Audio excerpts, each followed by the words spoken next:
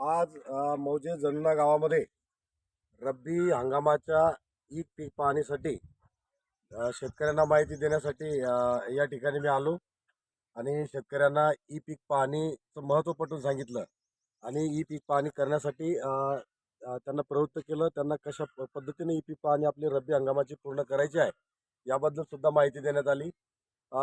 रब्बी हंगामाच्या ई पीक पाहणीची शेवटची तारीख 24 जानेवारी आहे शेतकरी स्तरावरची. त्यामुळं मी मौजे जमुना गावातील शेतकऱ्यांना आवाहन करतो की ज्यांनी अद्यापही रब्बी हंगामातल्या गहू असो, हरभरा, मका जे काही पिकं लावलेली आहेत त्याची ई पीक पाहणी मोबाईलद्वारे जर केली नसेल तर दिनांक 24 जानेवारी 2026 च्या अगोदर आपली ई पीक पाहणी मोबाईल ॲपद्वारे पूर्ण करावी असं आवाहन याद्वारे मी करत आहे. माननीय उपविभागीय अधिकारी डॉक्टर रामेश्वर पुरी साहेब, माननीय तहसीलदार सुनीलजी पाटील साहेब यांनी सुद्धा असं शेतकऱ्यांना आवाहन केलेलं आहे आणि आज एक दिवस शेतकऱ्यांच्या बांधावर जाऊन त्याची व्यापक परिस्थिती देण्यासाठी आम्हाला सांगितल्यामुळं आज या ठिकाणी शेतकऱ्यांना याबाबत माहिती देण्यात आली.